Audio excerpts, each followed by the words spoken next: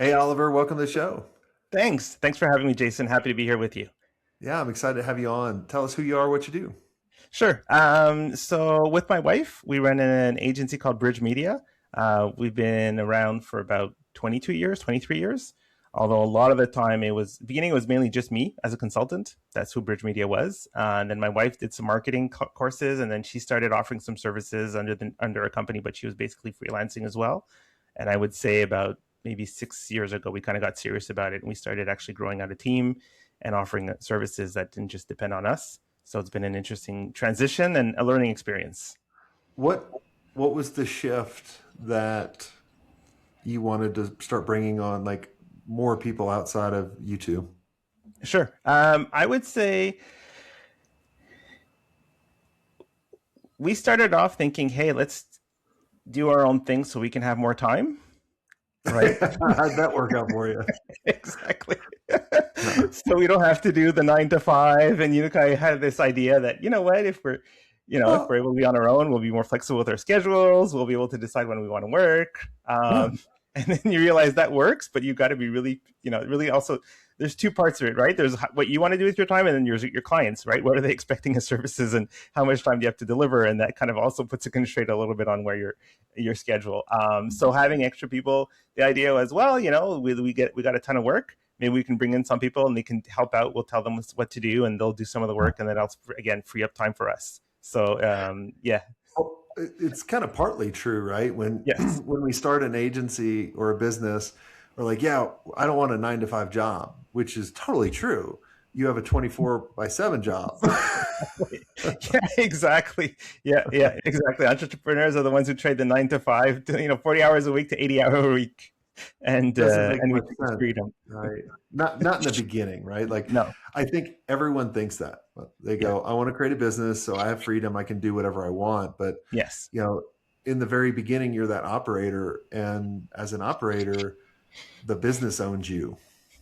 yes, yes, exactly. And I think I would say fundamentally, there's an element which is a minimum of passion. I think a lot of people that get into this are kind of passionate about what they're doing, and they care about doing good work. That's my experience, anyways. I haven't seen very many that started a business that just wanted to coast. Generally, they'll just get a corporate job, and that they'll get by that way. So there's kind of an idea of wanting to do good work, and also having wanting a bit more freedom and flexibility. And I think that, yeah, reality catches up at the beginning, where you got to be the operator, and you have to deliver. And I think for us, anyways, it's also a wake up call to, um, how good am I really? Right? Am I really able to do am I excellent work for clients in 2 hours, right? Or do I need to spend a day or two working on this project to be able to do a good job? And I think you kind of get confronted to that when you meet potential clients, and they're comparing you to other offers. You have to be Yeah. able to level up.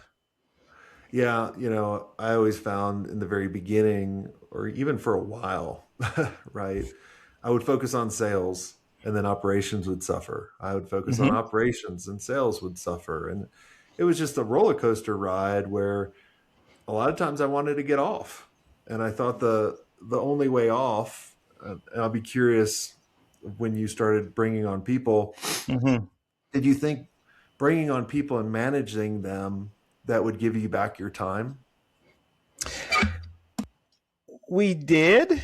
Um, and I would say we were kind of naive at the beginning in terms of sales. We started off much more focused on operations. We didn't have a very strong sales function until maybe 2 years ago. Like, we just figured, hey, if we do good work, we'll get referrals, and we were not, in any niche, and we were kind of known locally. So we did a couple of local events, and we were kind of known in our local area, and it worked. It brought a ton of problems as well. But I did, yes. But to answer your question, adding people, the goal was to give us time, and then you realize, you might not be operating as much because they're doing things, but now you got to manage people, which you didn't have when you were on your own, right? You just, like, organize your calendar and organize your schedule, and you knew what you were doing that afternoon. Now you got to organize your calendar, but you got to look at other people's schedule and And you see, have hey, more. are they aligned? Yeah. Yeah, what I found was when I first started hiring people and managing them, I had to do my work and their work Yes. and manage them and still pay them. And I'm like, wait a minute. Like, this doesn't make any sense. No, Like, I hired you, but I'm doing your work that's and true. I'm managing you and I'm paying you. Like, did you go through Yeah. that too? Yes. 100%. 100. And I actually thought it was really eye opening to understand a little bit more the other side of the coin from being an employee. Like, I think that as an employee, you're kind of just used to being hired by a company and they pay your hours and they give you training. And I think there's a lot of that I took for granted that I just thought was normal. It was expected, right? And then when you're on the other side, you realize, hey, you can't really take all these things for granted because now you got to provide Yeah. all those services and the support to the team and helping them with whatever's going on and clarifying roles, responsibilities, managing their Yeah. work. 100%. Yeah. So whenever it's even the way now, I mean, we're not a very big team. We're 11 people. So we're still onboarding from time to time new staff, and we know it, right? The first 3 months, 6 months, we're working probably twice as hard. So we're careful in terms of what other projects we can take because we know we're going to have to do our work. Plus, we have to help them with their work, and we want to have a quality. We're not just the type to kind of bring somebody on and just let them do their thing and hopefully pick up the pieces if things crash. We more want to be hands on, review, so we basically and redo if needed before we get work out for clients. So definitely there's more work. Yeah. When we were kind of just chatting before we hit record, Mm-hmm. I think you asked a question, or you were talking about like, how do you motivate team members? Yeah, that's actually something that's on my mind because I realize that as we're growing as a business and as we're growing as entrepreneurs, our role is changing, right? So we used to be the operator, and then you become the manager, and then you kind of want to be able to level up a little bit, and eventually, I do think it's normal for a business to run without the owner necessarily being hands on, right? I mean, if you think like any public company that's on the stock market, the owners are all the shareholders. There doesn't mean they're in every meeting and checking up on the team. So you do want to have that independence. What I'm kind of worried and trying to think through right now is how do we manage culture during that transition, right? Just because the owner is not around as much and is giving more freedom and delegating responsibility, does that affect the perception that we're checking out and that maybe the team, we're not doesn't have to work as hard either, right? Like if the boss is away on Friday afternoons or isn't always around on every day because their role is different. Well, what about everybody else? So That's yeah, there's a couple things to unpack there. Okay. sure. The first one is whenever I realized, like when I sold my agency, I learned this because now I was an employee.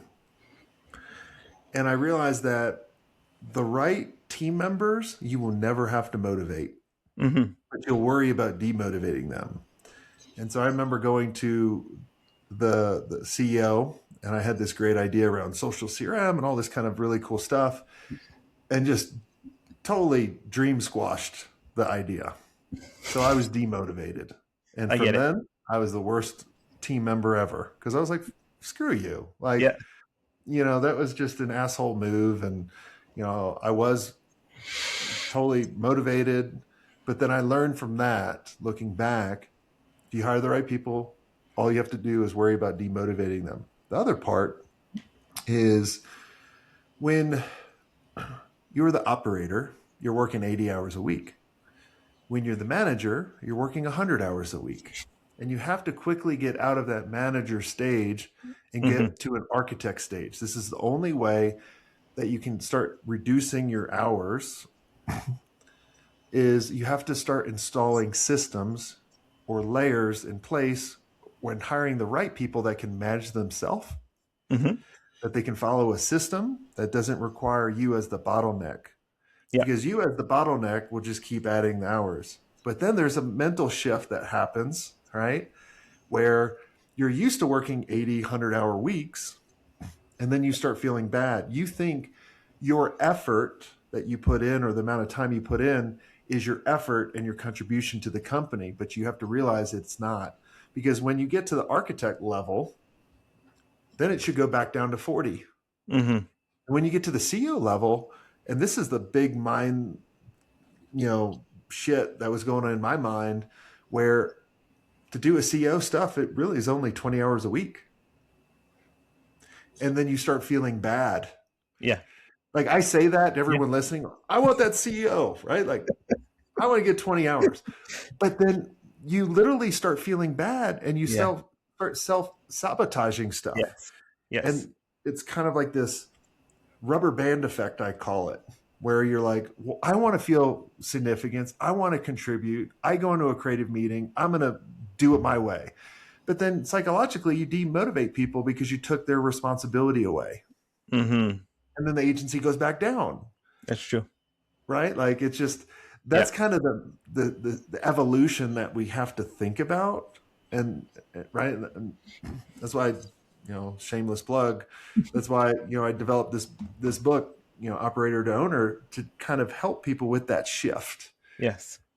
That's what I went through. That's what Yeah. you're probably going through right now. Yeah. Exactly. I think so. You're right. You're right. Because we do feel bad, right? Because we're like, hey, I think you kind of get used to being in the trenches, right, with the team, and we're really strong. I would say our company culture is very much about teamwork, and I don't think we're the only ones. I think a lot of people who care about the work, who care about their clients, and also will care about their team members. I think that's kind of a common trait of a lot of small businesses. Um, we want to feel like, hey, we're on this together and we're creating a great company culture, and everybody's, there's a problem, we help each other out, and we want to instill a lot of great habits and practices and just reflexes, right? Good company culture around teamwork and helping each other out. And then shifting the role is different and difficult, I think, as you're saying. Well, you got to realize that the business doesn't need you for the old stuff anymore. It needs you for the new stuff. And like Mm-hmm. when you make it to the CEO stage, that I call it, you're setting the vision and you're communicating it to the team all the time. You're protecting that culture, not by doing the work, but by, just showing people the values, and you're coaching your leadership team. Mm-hmm. You're also figuring out, where, where we're steering the ship, which Yep. goes back to the vision. You're being the face of the organization. But what you have to realize is a lot of times when I would go on vacation, the business would do better because I was the bottleneck. I Yeah. would try to mess stuff up so I That's true. felt important, Yeah. right? And I Yeah. think your team, like right now, like I don't take on any meetings on Monday. Most of the time, like I'm kind of just get ready for the week. Mm-hmm. I only do Tuesday through Thursdays from 9 to 2 is when I really kind of do the majority of the meetings or podcast interviews like this. And then Yep. Fridays, Saturdays, Sundays, I don't do anything. Right. Wow. But that works for me. Yep. But here's the deal. I'm accessible to my team or members at any time. Yep. That's what, right. That's what you have to like. If they have a question, cool. They know they can hit me up. I'm not Sure. busy, but I'm No. ready for that to Yep. advise them. Interesting. Interesting. Yeah, it's really, I guess it's about clarifying the communication and kind of the expectations, right, on either side about how to organize things. Interesting. Yeah. Yeah. It's just an evolution. That's all Yeah. you have to think about is you will be your agency will never outgrow you if No, you're in charge. that's true. And That's true. so you have to constantly think about how do I get better? And then as you get better, your job is how can I coach and make the team better? That's true. Whether it be like, like at the architect level, you're building systems to help them better. Maybe you're building, and building stuff in AI and creating AI agents for them, Mm-hmm. right? But then when you get to the CO level, they should be building AI agents for Yes. themselves and Yeah. building systems, right? Yes. Um, but whatever stage anybody's at, that's the starting point, and then Makes sense. you're supposed to go up. Yeah. You can't go back down, right? Like, and I've done it, right? Like I continue to do it in this business. Like if you talk to my team, they're like, "Yeah, Jason, you keep fucking this part up." Like I get it, right? Like, Yeah, I get it. But anyways, one of the things I'm trying to think through as well is I think sometimes our strengths, as an entrepreneur, I think when you're starting off, your strength is usually like your personal strengths, right? The things that you're really good at are often what will be distinctive and right and allow you to have an advantage and have an edge and be able to stand out and do really good work. So if you're really creative, or I'm really strong in programming, right? I started programming, I was 9 years old, and I have a degree in computer science, and so that's been my big strength of mine. I think it helps at the beginning, I'm not sure, but I kind of have the impression that as you evolve as an entrepreneur, it can actually become a hindrance, because it's very easy and fat and hard for me to stay away from just fixing the problem, because I'm often better than the people that are there. And then that becomes a difficult reflex. So it's good to, I guess, as we're talking about this, it's good to elevate the standard, right, and say this is what we should be doing, but not necessarily jumping in and always fixing it because I could. Well, I was telling people at our event we had last week, you got to let the fender benders happen, and but yank them out of the car if they're about to, kill themselves and go off the Yeah. cliff, Yeah. right? And so you got to kind of realize that, like uh, Darby on our team, he was telling a member the other day, it's like you got to take the floaties off. Like no one's, and you got to look at it where, how can I make my team better, especially Mm-hmm. with AI, right? Like, I Yes. mean, I honestly, I have a computer science degree, Okay. but there was a problem when I came out of when I graduated. I paid people like you to do my work, so I learned how to outsource. So I didn't know how to program, but I understand the logic, right? So Yeah. I think that's the key in today's world with AI, because I'm constantly thinking, like, this happened the other day. We were thinking about our workflow with the podcast and all the different things that go into it, and we're trying to make it more efficient. And so I went to Stacy on our team that's in charge of that, and I said, we can do all this in AI. And so I built it in front of her. And then what do you think I did? Deleted it. Oh wow. Okay. I deleted it in front of her, and I go, you go build this. Because Wow. I can teach someone, or I can Yes. give someone the fish, or I can Yes. teach them the fish. Exactly. And so I want my team to be able to build this stuff Yes. and to get better, right? Like it could have been done. Like it was Yep. completely done in front of her. She was probably really pissed. But she'll love me later on. Yeah, yeah. Well, I mean, I think that requires a lot of like good communication, right? And again, I think it's really important to be clear in terms of the role, right? What you're telling her is, I can show you what to do, but I'm not going to be able to do it for you, because that's not Jason's role. That's Stacy's role. Yep. And so I think that's, if she's aware of that too, then Well, that's they really see what's important. possible, right? Yes. But I do think there's standards that we have within every company, and Hmm. that's kind of the goal of where things are going, right? Like Yeah. most people, like most of us listening, and I have on the show, where we started this stuff by accident, and we were reactive to the market, kind of like you, right? Like Yeah. we're like, hey, we were active for 12 years and then finally got serious, later on. We all go through that. Like I Yeah. went through that, selling Yeah. $500 websites, and then Yeah. eventually adding a couple zeros to it. So Yeah, exactly. Yeah. And how do you see, um you mentioned something like you got to let the wrecks happen sometimes.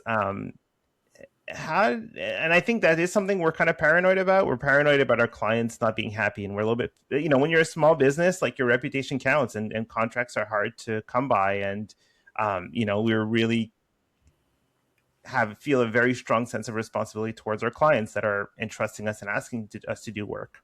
So I think there's that. We're still trying to figure out how do we have that balance between letting the team, not micromanaging, which I think is really bad, and then not having to be it sounds like involved. you're micromanaging It does. them. It does. It is, and I think we do. And then how do we step back and allow mistakes to happen? And are we, like? I know that it's limiting our growth. I think I am aware of it. It's just probably like an emotional thing where Well, yeah. there has to be a, it's kind of like, why do people decide to change their diet to be healthier? There has to Hmm. be a turning point, something big, where the risk at not changing is greater than the risk of changing. right? Like that's the only way. Like there's a lot of people that, join our community and they come in, like I'm going to change the world. And then there's they're, like I can lead them to water, but they're not going to, Yeah. right? There has to be like, they have to make a decision, and you have to figure out like the why behind that Yeah. only you can, right? Like, so you have to be like, probably the breaking point I see on most agencies are, you're just such the bottleneck for everything, and you're working so hard, you don't have time off. Like there's a client I'm working with right now that they work 6 days a week. They've also not saved up a lot of money, and they're banking on selling the agency for their retirement, Yeah. right? Like, like you have to make a choice. Yes. And it's either a short term or a long term Hmm. decision. And it takes everyone a different amount of time. Yeah. And we all get there hopefully Yeah. eventually, but it's Yeah. just, how fast are you going to get there? Yeah. Interesting. Interesting. So would you say like, um, how much? What's an acceptable failure rate like for projects? It's like a Well, you got to think, what's failure, right? yeah. Is it a train wreck or a fender bender, right? But That's true. I always tell people, if it's 80% of what I would have outputted, that's a Yeah. success. Yeah. And then my job as the CEO is to coach that team, that person, right? In Hmm. order to get 82 and then 85, right? Like it Yeah. can't be perfect. But it also goes back to, I see a lot of agencies struggling where they said exactly that you said, our reputation is everything, which I agree. Um, but it goes back to, did I take on the right client? Yes. Did I, if I have a healthy pipeline where I can pick and choose only the perfect clients that I know Hmm. we can hit a home run, Yeah. right? So there's multiple Yes. things that Yeah. set you up for failure That's to true. keep you kind of at this level Yeah. that you need to kind of fix. And that's, a lot of times it's hard to see when you're in it. It is. It is. I agree. I agree. Yeah. I think that's probably been our biggest transition in the last 2 years is we kind of realized that we were really struggling on delivery and operations. And, obviously the obvious thing was we didn't have a niche, and every, project was different. Every client was different. And every time we had to start over, and we had a good team, but it was really hard because it really required a lot of expertise each time. So we kind of figured out, what, if we do more work on the sales side up front, the downstream effects will be a lot easier. So we're just going to Oh, simplify things a lot more for the team. So now we have more marketing in place. We have a better sales function in place. We're able to, as you just said, we're able to pick, better clients, and sometimes we don't take on every client because we have a pipeline.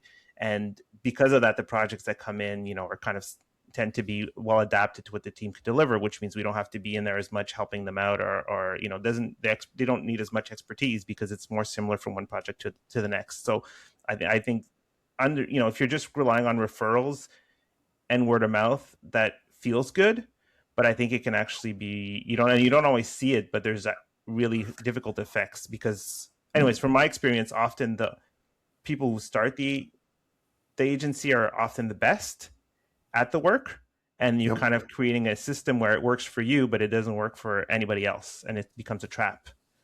exactly. Yeah.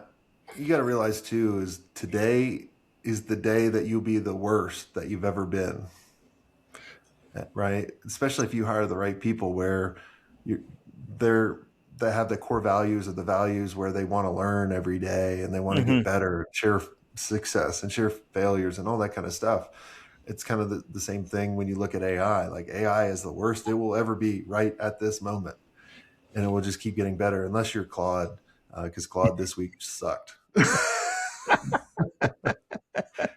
kept challenging it, and it was like, "Oh yeah, you're right." I'm like, "What? Exactly. Gotcha." Just seeing if you're checking. Exactly. Just seeing if you're paying attention, right, Jason? Yeah, Yeah, have you checked your mind out, or are you actually on yeah. top of this? Like, good thing I'm not a doctor. Be like, yeah, cut the right arm off. I did. Oh wait, No. gotcha. Yeah, exactly. Like, oh, you bitch. Yeah, Awesome. yeah, yeah. I think Well, AI is going to be really interesting, and I think it's going to help remove um,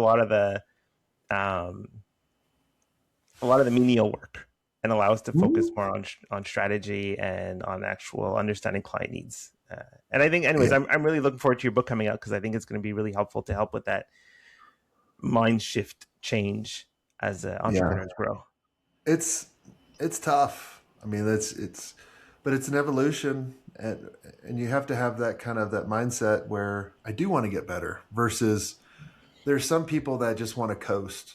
Like I try Mm-hmm. to remember, in '99 when I started, because there's two different groups. I was telling someone uh, last week. There's the camp of people that are excited about AI, and there's the Yes. camp that they're terrified of it. And I tried to understand. I was like, when was the last major shift? Not like social media or, that was a shift, but the internet was a really big shift for the world. Yes. AI is even bigger. And I obviously was a part of that. And I tried to think, I was like, was I scared of the internet? I was like, no. And I was trying to think out, I was like, why wasn't I? And the whole reason was I didn't have anything to lose. The people that were scared and the people that are really terrified right now, they have something and Yes. they're trying to protect it. And I think that's a very dangerous spot to be in. Like a lot of time, and look, some days I go in that protection mode. Honestly, like I'm not gonna lie to you. Like I'm like, yeah, we're all fucked. And then then I go, let me dig into it more. Let me really understand this rather than hiring a company to Yes. execute this. Like I Mm-hmm. literally started laughing at someone. They were like, well, I'm just going to hire a company to help us with AI. I was like, that's like when the internet came out, just telling them, I'm going to hire a company just to browse on the internet. Yeah. Yeah. Exactly.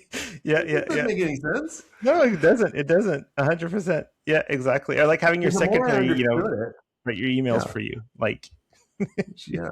Well, because I think the more that you understand it, the more you yes. understand that you're the director of it.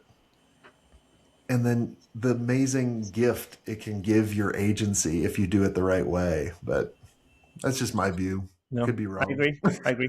I think yeah, I was kind of like with you at the beginning of the internet when it became popular, and like you, I saw a tremendous opportunity to offer services that a lot of other established players were not offering. So it was kind of hard to find companies that would build websites back then, Yeah. um, or that could do a good job and that understood a little bit how to. It was work. It was hard because it wasn't mature yet and it wasn't developed, and you had to understand, Yeah. basic stuff. But I think there's an opportunity for people that will want to embrace it and just use it to become. And I do think anyways, my perspective is I think we still have a couple of years, but it will be faster in terms of adoption than the internet. Yeah. It's going to, we're already seeing it. It's going more quickly. Well, it took the internet 7 years to get 100 million users. It took ChatGPT 2 months. Yeah. 2 months, right? So it's going rapid pace. But yeah, like last week I built 4 websites. Took me 3 hours. Wow. and Interesting. they and these were websites that I would have sold for 20K Yeah. back in the day, Yeah.